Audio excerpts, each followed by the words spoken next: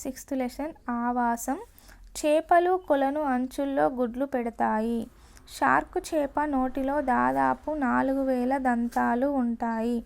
ప్రతి దంతం 3 mm 3 mm పొడవు ఉంటుంది. ఒక జీవి అవసరాలన్నీ తీర్చే పరిసరమే ఆ జీవి యొక్క ఆవాసం అవుతుంది. ఆల్పైన్ పర్వత ఆవాసాలు ప్రపంచంలో ఎత్తైన పర్వత ఆవాసాలు. తూనీగ, మెఫ్లై, లకుముకిపిట్ట, నీటి కాకుల్లాంటి పక్షులు కొలను నీటి ఉపరితలం పైన ఎగురుతూ తేలుతూ కనిపిస్తాయి. నీటి బొద్దింకలు, జలగ, దోమ, డింబకాలు ఉపరితలానికి లోపల గాని కొలను మధ్య ప్రాంతంలో గాని కనపడతాయి. చేపలు, పీతలు 2. కొలను అంచుల్లో రకరకాల గడ్డి జాతులు, కప్పలు, పీతలు, కొంగలు కనిపిస్తాయి. హైడ్రిల్లా వంటి మొక్కలు, ఆలుచిప్పలు, చదును పురుగులు, మెగ్గట్ అంటే ఈగ మొక్క, కీటకాలు, డింబకాలు. కొలను అడుగు భాగాన కాంతి తక్కువ. ఆహారంగా చనిపోయిన, కుళ్ళిపోయిన పదార్థాలు ఎక్కువగా నీటి అడుగులో కనిపిస్తాయి. నీటిలో ఉండే మొక్కలను నీటి మొక్కలు అని, నీటిలో ఉండే జంతువులను జలచరాలు అని పిలుస్తారు. పర్వత ఆవాసాలలో క్షీరదాలు, పక్షులు, సరీసృపాలు, ఉభయచరాలు వంటి భౌమ ఆవాస జంతుజాలం అంటారు వీటిని. నదులు, సముద్ర తీరాలలో నేల, నీరు కలిసే చోట వివిధ రకాల జంతుజాలం ఆహారం, ఆవాసం, పునరుత్పత్తి కోసం నివసిస్తాయి. సముద్ర గర్భంలో మైళ్ళ కొద్దీ వ్యాపించి ఉండే కోరల్ రీఫ్, సముద్ర గర్భం కోరల్ రీఫ్ అని గుర్తుపెట్టుకోవాలి, కూడా ఒక ఆవాసమే. ఎడారి ఆవాసంలో జీవించే ఎలుకలు నీరు తాగకుండా ఒంటెల కన్నా ఎక్కువ కాలం నివసించగలుగుతాయి. బ్లూ క్రాస్ అంటే ఎనిమల్స్ యొక్క హక్కులు, వాటి రక్షణ గురించి పనిచేసే స్వచ్ఛంద సంస్థ. నేలపైన ఉండే అన్ని రకాల ఆవాసాలను కలిపి భౌమ ఆవాసాలు అంటారు. నెక్స్ట్ మడ అడవులు, వీటిని మాంగ్రూన్ అంటారు. సముద్ర తీర ప్రాంతాలలో, కోస్తా జిల్లాలలో ఎక్కువగా ఉంటాయి. బ్రహ్మజముడు, తుమ్మ, గలబంద ఎడారి మొక్కలు. ఎడారి మొక్కలు జంతువుల పొడి వాతావరణాన్ని, ఎక్కువ ఉష్ణోగ్రతకు అనుకూలంగా ఉంటాయి. పాములు, ఎలుకలు వంటి బొరియల్లో నివసించే జంతువులు కూడా ఉంటాయి. బొరియల్లో ఏముంటాయి? రాబిట్. ఎడారిలోని వివిధ ప్రాంతాలు ఎడారి ఆవాసాలుగా తయారవుతాయి. భూగోళం మొత్తం మీద వ్యాపించి ఉన్న అటవీ ఆవాసాలుగా 3 వంతులు వృక్షజాలమే ఉంది. సవర్ణ గడ్డి భూముల ఆవాసాలలో చెట్లకు బదులు దట్టమైన గడ్డి విస్తరించి ఉంటుంది. ఏపీలోని కొల్లేరు, పులికట్ సరస్సులకు అక్టోబర్ నుంచి మార్చి వరకు పెలికన్ పక్షులు వలస వస్తాయి. కర్నూలు జిల్లాలలో బట్టమేక పక్షి చాలా దూరం నుంచి ఎగురుతూ వస్తుంది. ప్రత్యుత్పత్తి కోసం తాబేళ్లు, చేపలు ఒక ప్రదేశం నుండి మరొక ప్రదేశానికి వస్తుంటాయి. కొన్ని రకాల తాబేళ్లు వెస్ట్ బెంగాల్, ఒడిస్సా తీర ప్రాంతం నుంచి విశాఖపట్టణం తీరానికి వచ్చి గుడ్లు పెడతాయి. కుంటలు, చెరువులు, కాలువలు, నదులు, సముద్రాలు వలె చిత్తడి నేలలు కూడా జలావాసాలుగా పరిగణిస్తారు. నదుల్లోని మంచినీరు సముద్రాల్లోని ఉప్పు నీటితో కలిసి ప్రాంతాలలో, నదులలోని మంచినీరు, సముద్రంలోని ఉప్పు నీటి రెండూ కలిసే ప్రాంతాలలో మడ అడవులు ఎక్కువగా పెరుగుతాయి. భూమిపై విస్తరించి ఉన్న సముద్రాలలో 300 మిలియన్ క్యూబిక్ మైల్స్ నీరు ఉంటుంది. 300 మిలియన్ క్యూబిక్ మైల్స్ నీరు ఉంటుంది. పదార్థాలను వేరు చేయడం. కర్పూర వృక్షం సిన్నామోన్ కాంఫోరా చెట్టు బెరడు నుండి స్వేదనం చేయబడం ద్వారా కర్పూరాన్ని తయారు చేస్తారు. ఉప్పు, పటిక మొదలైన స్ఫటికాలలో కూడా నీరు ఉంటుంది. దీనినే స్ఫటిక జలం అంటారు. పిండిని జల్లించడం ద్వారా పొట్టు పురుగులు వేరు చేస్తారు. ఒకటి కంటే ఎక్కువ వస్తువులు కలయిక వలన మిశ్రమాలు ఏర్పడుతుంది. మట్టి ఒక మిశ్రమం. బియ్యం ఒక తృణధాన్యాలలోని రాళ్లను చేతితో వేరుస్తారు. ఇసుక, కంకర, సిమెంటు, కాంక్రీట్ సమీపాలలో కలిపి ఇనుప వలలో వేయడం. ధాన్యం నుండి తాలు వేరు చేయటాన్ని తూర్పార పట్టడం అంటారు. ధాన్యం నుండి ఉనుకను, తాలు వేరు చేయడాన్ని తూర్పార పట్టడం అంటారు. ధాన్యంతో పోల్చినప్పుడు ఊక, తాలు తేలికగా ఉంటాయి. అందువల్ల రైతులు ఈ ధర్మంను ఉపయోగించి ధాన్యం నుండి ఊక, తాలు వేరు చేస్తారు. మట్టి నుండి నీటిని వేరు చేసే పద్ధతిని తేర్చడం అంటారు. జోర్దాన్ దేశంలో ఉన్న మృత సముద్రంలో నీటి మీద మనం సులభంగా తేలియాడవచ్చు. ఎందుకంటే ఇక్కడ సాల్ట్ ఎక్కువగా ఉంటుంది కాబట్టి సాల్ట్ వాటర్లో హ్యూమన్ బాడీ ఈజీగా తేలుతుంది. సిబ్బి గంటె అంటే అర్థం జల్లి గంటె. రైతులు జల్లెడలను ఉపయోగించి పెద్ద ధాన్యం గింజల నుండి చిన్న ధాన్యం గింజలను వేరు చేస్తారు. నెక్స్ట్, వడపోత కాగితం అనేది కాగితంలో తయారైన జల్లెడ వంటిది. దీనిలో చాలా సూక్ష్మమైన రంధ్రాలు ఉంటాయి. దీనిని ఉపయోగించి చాలా సన్నని కణాలను వడపోయవచ్చు. తక్కువ సంఖ్యలో మొక్కలకు తెగుళ్ళు సోకినప్పుడు చేతితో ఏరివేయడం ద్వారా తెగుళ్లను నివారించడం ఒక మంచి పద్ధతి. సముద్రం నీటిని సూర్యరశ్మి వలన బాష్పీభవనం చెందించడం. ఉప్పు నీటి నుండి ఉప్పును పొందుతారు. సముద్రం నీరు వెడల్పైన మడుల్లో నింపుతారు. గాలి, సూర్యరశ్మి మడులలో నీరు ఇరిగి ఉప్పు మడులలో మిగులుతుంది. భూమిలో ఉండే ఇసుక, రాతి పొరల గుండా నీరు భూమిలోకి ఇంకేటప్పుడు అవి నీటిని శుద్ధి చేస్తాయి. ఒక మిశ్రమం నుండి వేరువేరు అణుఘటాలను వేరు చేసేందుకు వాటి రంగు, ఆకారం, పరిమాణం, భారం, ద్రావణీయత వంటి ధర్మాల్లోని వ్యత్యాసాలను ఉపయోగించి ఏదైనా పదార్థం నేరుగా ఘనరూపం నుంచి వాయు రూపంలోకి మారే ప్రక్రియను ఉత్పతనం అంటారు. రాజస్థాన్లోని సాంబార్ సరస్సు మన దేశంలో ఉన్న అతిపెద్ద ఉప్పునీటి సరస్సు. షిరా ఒక్క రంగులోని కనిపించినప్పటికీ అనేక రంగులను తనలో ఇముడ్చుకుంటుంది. ఇలా రంగులు వేరుచేసే పద్ధతిని క్రోమటోగ్రఫీ అంటారు. స్వేదన జలం ఎక్కువ కాలం తాగడం వలన జీవక్రియలు మందగిస్తాయి. దీనికి కారణం లవణాలు లోపించడం.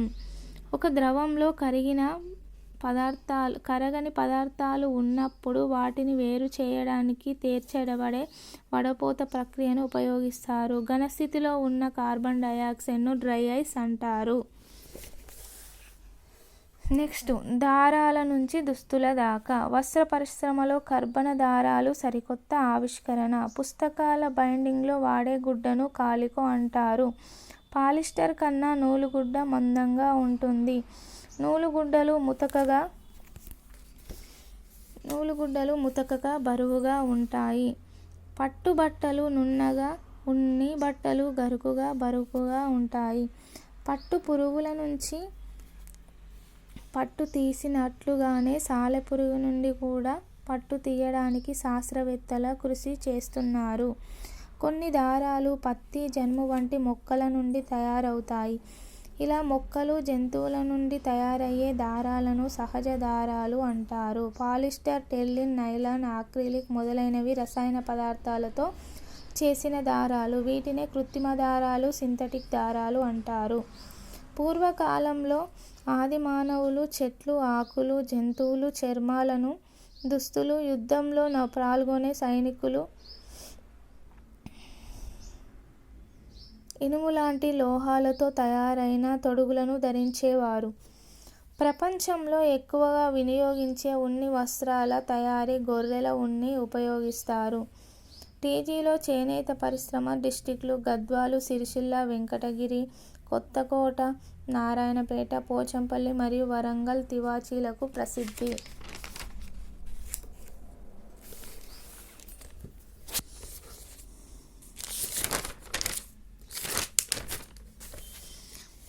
రాష్ట్రంలో ఆదిలాబాదు, నల్గొండ, వరంగల్ జిల్లాల్లో ప్రత్తి విస్తారంగా పండుతుంది. పత్తి నల్లరేగడి నేలలో పండుతుంది. 1823 సంవత్సరంలో చార్లెస్ మెకింతోష్ స్కాటిష్ శాస్త్రవేత్త వర్షానికి తడవలేని బట్టలను తయారు చేశాడు. దూదిని మైక్రోస్కోప్ లేదా భూతద్దంలో పరిశీలిస్తే సన్నని వెంట్రుకల వంటి కనిపిస్తాయి. వీటినే పత్తి దారాలు లేదా పత్తి పీచు పదార్థాలు అంటాము. పత్తి నుండి గింజలను వేరు చేయడాన్ని జిన్నింగ్ అని, పత్తి కాయల నుండి పత్తిని తీసి గింజలు వేరు చేశాక దాని నుండి దూది లభిస్తుంది. దూది పీచులను దువ్వెనలతో దువ్వి కడిగి శుభ్రం చేస్తారు. వాల్డో ఎల్ సీమన్ అనే శాస్త్రవేత్త ఫ్లెక్సీల తయారీకి ఉపయోగించే పీవీసీ అనే దీని షార్ట్కట్లో పీవీసీ అంటారు పాలివినైల్ క్లోరైడ్ను కనుగొన్నాడు. రాట్నం లేదా చెరక ద్వారా దారం వడుకుతారు. దూది పీచును ఉపయోగించి నూలు దారాలు తయారు చేయడాన్ని వడకడం లేదా స్పిన్నింగ్ అంటారు. జనపనారను బంగారు దారమని, గోనె సంచులను జనపనారతోనే తయారు చేస్తారు. డాక్టర్ మియోషి ఒకామోటో అను శాస్త్రవేత్త 1970లో మొట్టమొదటి సూక్ష్మదారం, దీన్ని మైక్రోఫైబర్ అని కూడా అంటాం, తయారు చేశాడు దీన్ని. నెక్స్ట్ ఏంటిదంటే పత్తి జనుముతో పాటు గోంగూర, వెదురు మొక్కల నుండి దారాలు తయారు చేస్తారు. మగ్గాలలో అమర్చిన అడ్డు వరుసను పేక అని, మగ్గాలలో నిలువు వరుసను పడుగు అని, ఈ దారాలను కలిపి వస్త్రం తయారు చేయడాన్ని నేత నేయడం అంటారు. విద్యుత్ సహాయంతో నడిచే నేత యంత్రాలను మరమగ్గాలని, చేతితో నేత నేయుటకు ఉపయోగపడేది చేనేత మగ్గాలు. పాలిస్టర్ దారాలు పెట్రోలియం నుండి తయారు చేస్తారు. కర్ర గుజ్జుకు రసాయనాలు కలిపి రేయాన్ దారం తయారీ చేస్తారు. ఏపీలోని విశాఖపట్నం, విజయనగరం, శ్రీకాకుళం డిస్టిక్లలో జనపనార విస్తారంగా పండిస్తారు. కృత్రిమ వస్త్రాలు కాలిస్తే ఘాటైన వాసన, నూలు వస్త్రాలు నునుపుగా, ముతుగా, మందంగా ఉంటాయి. ఒక పత్తికాయ నుండి 500 మీటర్ల పొడవైన దారం వస్తుంది. పట్టు వస్త్రాలు నునుపుగా జారే స్వభావాన్ని కలిగి ఉంటాయి. Okay, 9వ lesson. 9th లెసన్ మొక్కలు, భాగాలు, వాటి విధులు. కొన్ని మొక్కలలో భూమి ఉపరితలం నుంచి పైకి ఎంత ఎత్తు ఉంటుందో అంతలోనికి వేర్లు విస్తరించి ఉంటాయి. బనానా ఆయిల్ను పెట్రోల్ నుంచి తయారు చేస్తారు. ప్రధాన వేరు తల్లి వేరు, సన్నని వేర్లు పార్శ్వవేర్లు. ఆపిల్ బరువులో 84% వాటర్ ఉంటుంది. దోస బరువులో కూడా 96% వాటర్ ఉంటుంది. కొన్ని మొక్కల్లో సన్నని కేశాల మాదిరిగా ఉండే వేర్లు కాండం పీట భాగం నుంచి బయలుదేరుతాయి. వీటినే పీచువేర్లు అంటాము. కొన్ని మొక్కల్లో ప్రధాన వేరు లావుగా, మందంగా ఉంటుంది. దీన్నే తల్లివేరు అంటారు. సన్నని వేర్లు కలిగి ఉండేదేమో పార్శ్వవేర్లు అంటాము.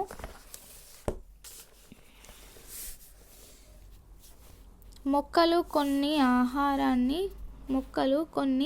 ఆహారాన్ని వేర్లలో, మరికొన్ని కాండం భాగంలో దాచుకుంటాయి.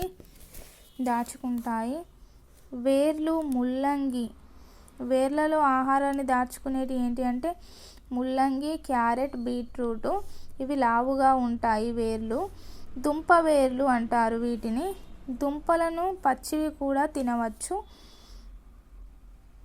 పుష్పంలో అండాశయం, కీలం, కీలాగ్రం, పరాగకోశాలను లైంగిక భాగాలు. పత్రం పైన రేఖలను ఈనెలు అని, ఇక్కడ పటం చూడండి, పత్రం పైన ఈ రేఖలను ఈనెలు అని, దీన్ని పత్రవృత్తం అని, ఇది పీఠం, ఇది నడిమి ఈనె, ఇది పత్రదళం. పత్రం మధ్యలోని పొడవైనది ఈనె అని, నడిమి ఈనె నుండి వచ్చే శాఖలను ప్రక్క ఈనెలు అని, పత్రదళాలలోని ఈ ఈనెల అమరికను ఈనెల వ్యాపనం అని. పుష్పాలను రంగులు కలిగి ఉండి పరాగ సంపర్కం కోసం కీటకాలను, పక్షులను ఆకర్షిస్తాయి. ఇది పత్రంది ఒకసారి సీక్వెన్స్ చూసుకుందాం. పత్రంలో పత్రపీఠము, పత్రవృత్తం, పత్రదళం, కణం ఉంటాయి ఇంపార్టెంట్ భాగాలు.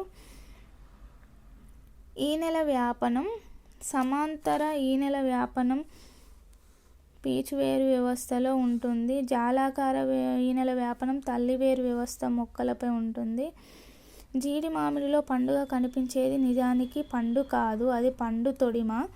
చిక్కుడు గింజ ఆకారంలో కనబడే పత్రంలోని భాగం రక్షక కణాలు. రక్ష కణాలలోని మధ్యలో రంధ్రాలని పత్రరంధ్రాలు అంటారు. మన ముక్కు వలె పనిచేస్తాయి ఇవి పత్రరంధ్రాలు. ప్లాంట్స్కి వాతావరణానికి మధ్య వాయు వినిమయం చేయడానికి తోడ్పడతాయి. నెక్స్ట్, వరంగల్ జిల్లాలో ఒక కుటీర పరిశ్రమలో ఎండిన ఆకులపై వివిధ రకాల సాంప్రదాయక పౌరాణిక చిత్రాలను గీస్తారు రంగులతో. ఇది ప్రపంచ ప్రఖ్యాతి చెందిన కళా నైపుణ్యం. ఎక్కడుంది ఇది? వరంగల్లో ఎండిన ఆకులపై సాంప్రదాయక చిత్రాలు గీయడాన్ని ప్రపంచ ప్రఖ్యాతిగాంచిన కళా నైపుణ్యం. మొక్కలు కాండం మీదుండే ఉబ్బెత్తు భాగాల నుండి కొమ్మలు, ఆకులు, పుష్పాలు అభివృద్ధి చెందుతాయి. నీటి ఆవిరి రూపంలో విడుదల కావుటను బాష్పోత్సేకం అంటారు. మొక్కలు పత్రరంధ్రాలతో పాటు ఇతర భాగాల ద్వారా అధికమైన నీటిని విడుదల చేస్తాయి. ద్రాక్ష వంటి ఎగబాకే మొక్కలలో కాండం బలహీనంగా ఉంటుంది. మొక్క కింద పడిపోకుండా పాకడానికి వీలుగా తీగలు, కొక్కెలు ఏర్పడతాయి. మిరపకాయలో కారం కలిగించే పదార్థాన్ని క్యాప్సిసిన్ అంటారు. Potato, turmeric, ginger, garlic, sugar cane వంటి మొక్కలు ఆహార పదార్థాలను నిల్వ చేయటం వలన పరిమాణంలో ఉబ్బి ఉన్నట్లు కనబడతాయి. వీటిని మనం దుంపలు అనుకుంటాం. నిజానికి ఇవి ఆ మొక్కల కాండాలు. అల్లం వంటి మొక్కలలో కాండం భూమిలో ఉంటే ఆకులు భూమిపై ఉంటాయి. మర్రి వంటి పెద్ద వృక్షాలను చిన్న కుండీలలో పెంచడానికి వాడే పద్ధతిని బోన్సాయ్ అంటాము. బోన్సాయ్ మరుగుజ్జు వృక్షము. ఇదే వామన వృక్షం అని కూడా అంటారు. ఇది జపాన్ దేశం యొక్క సాంప్రదాయక కళ.